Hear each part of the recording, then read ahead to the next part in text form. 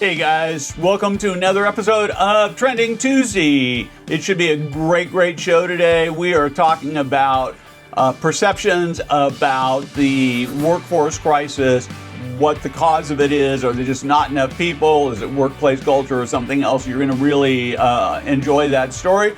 We're also talking about the use of VR to help caregivers be more empathetic with the residents they take care of. It's a fascinating use of VR, something that we haven't really figured out very well in the industry. The other thing we're talking about is the middle market crunch and this idea of using micro communities to make it work. So the big question is, can you take a big campus and actually create micro communities to solve this middle market housing? You've got all these people out there who make too much money to qualify for Medicare and Medicaid, which means that they're frozen out of traditional subsidized housing and care, and they don't have enough money to afford traditional care. So we're going to explore that today. Hey guys, let's start by taking a look at a recent poll that we ran on LinkedIn.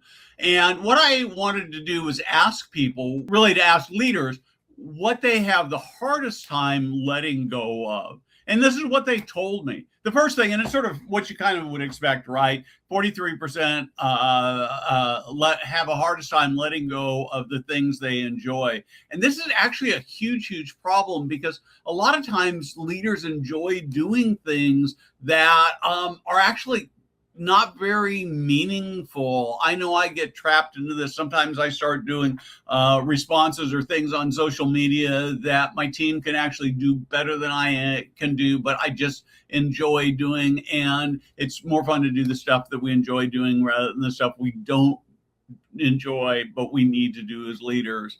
The next highest number you can see is control. And just letting, and I see this a lot with leaders, that they have teams who are really competent, and it's really demoralizing when you don't let go because you're trying to hold on to it. And of course, followed by that is tasks that you're good at. That sometimes might fall in the task I enjoy doing. But the problem leaders have, I have, is that we always think that we are better at doing everything better than everybody else. Well, not everything, because social media, we all know that I'm not better at that. But those are the things that we really struggle with. A couple comments that we might take a look at here.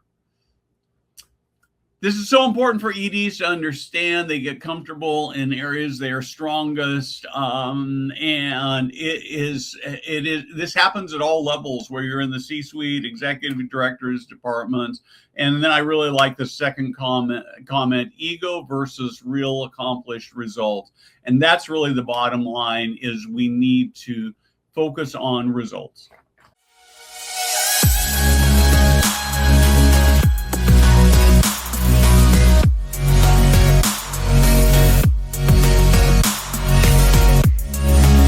So let's talk a little bit about tech. I continue to be fascinated by and skeptical of and hopeful about VR as a way to make senior living better. One of the things that I'm actually really interested in, that fascinates me, is VR to help caregivers and leaders understand what it is like to have dementia. We deal with residents that have dementia every day. We struggle to know how to communicate. We struggle to understand what their world is like because we don't have dementia. And VR actually gives people the ability to have a sense of what our residents are really experiencing. We objectively know that for most of them, it's really terrible, but we don't really know what terrible means. And I think this is a great opportunity for caregivers, and I actually think it's something that leaders should be doing too. I think it'll give them more empathy and understanding for what their residents are going through, and by extension, what family members are going through. So I'd love to hear if you guys have tried this, how it works, if you're actually seeing results in terms of improving the care for your residents.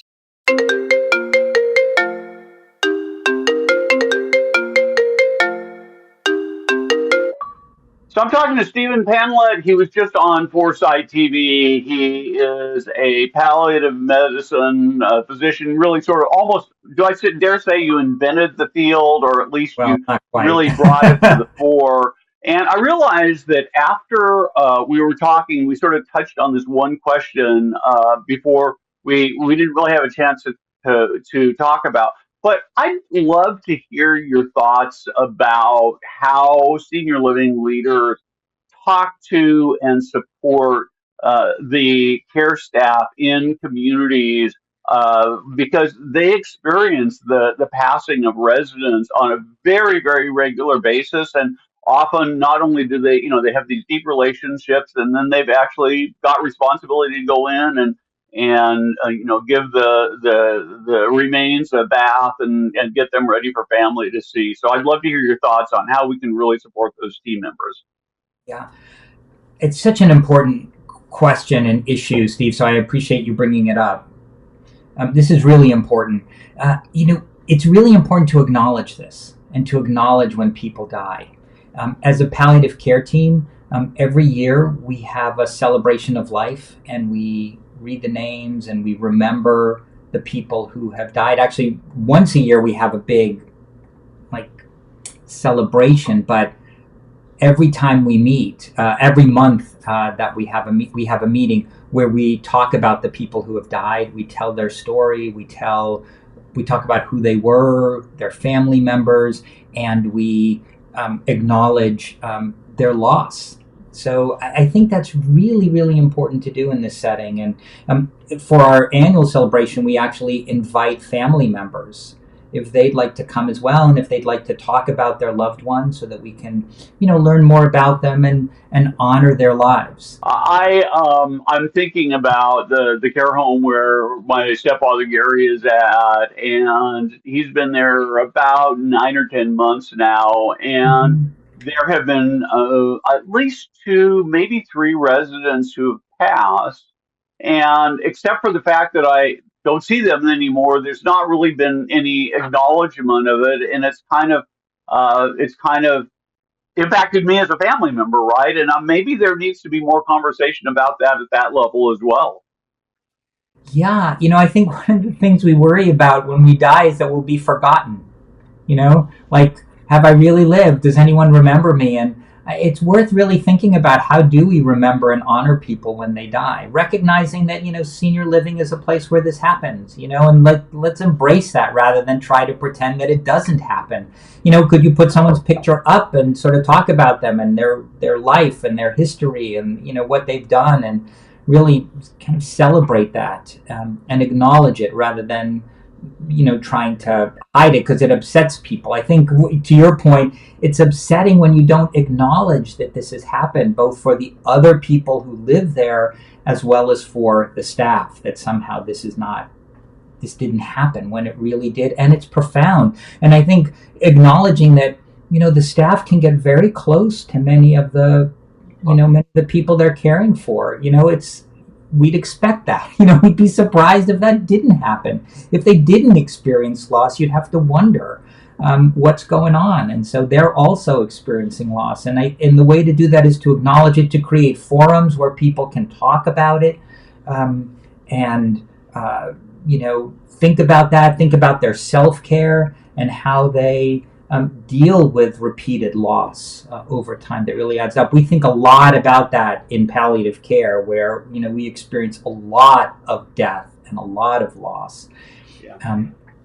And it is working together that really helps us. As the nurses, doctors, social workers, chaplains working together and supporting each other is really essential this way. Terrific. Thank you for spending the time to let me ask one more question. Of I course. could go probably with more, but we are out of time here.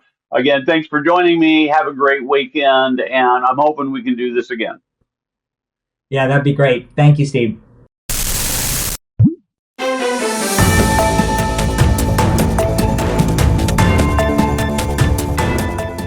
Now let's take a look at two news stories, two current events that I think are super, super important. They're worth thinking about, talking about. The first is the middle market challenge, which we've talked about, and there's this new trend of creating micro communities to solve that problem. I continue to be fascinated by, puzzled by, troubled by the question of the middle market. Just so we're all on the same page, we've got a group of people that senior living really caters to. They generally have enough money to pay for private care senior living. It can go, depending on where you're at, it can go from $4,000 or $5,000 to sometimes as much as $20,000 or $25,000 a month.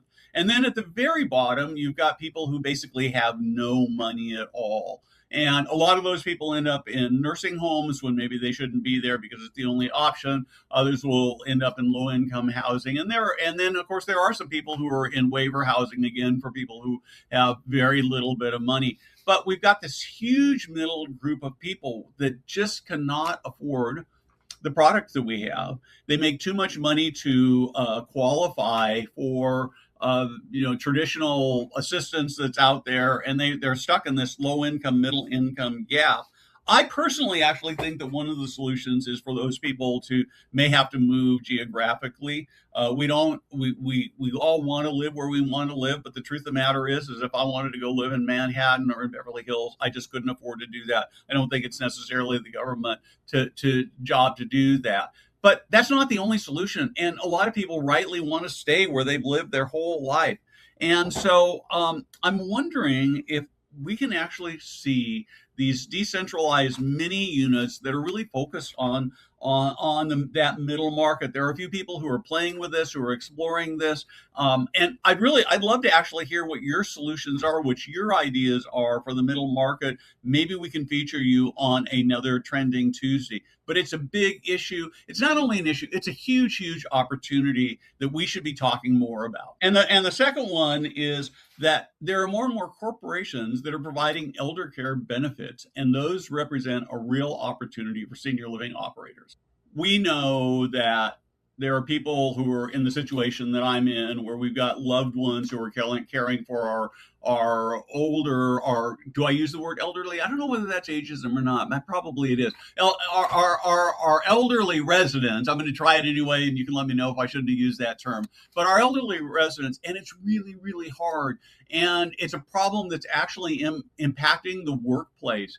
And so we're seeing this new trend. It's still pretty new, but we're seeing this new trend where corporate entities are actually providing financial resources to help employees provide things like respite care and those kinds of things, because it makes their lives better and makes their lives easier. So something called lifestyle spending accounts. So it might mean you can use that money to hire experts to help you with things like that. I'll give you an example in my own life. All this is coming out of my own pocket. It's not coming out of my loved one's pocket. Is this afternoon, my stepfather, Gary, who is who's got dementia, we're bringing in a concierge doctor to help us figure out the medication. And so there are all these opportunities out there. And I worry that senior living we're so focused on what we do in this kind of tiny little narrow niche that we're not looking at this big picture. There might be a huge, huge opportunity for you as an operator to be able to provide these services. And it does a couple of things.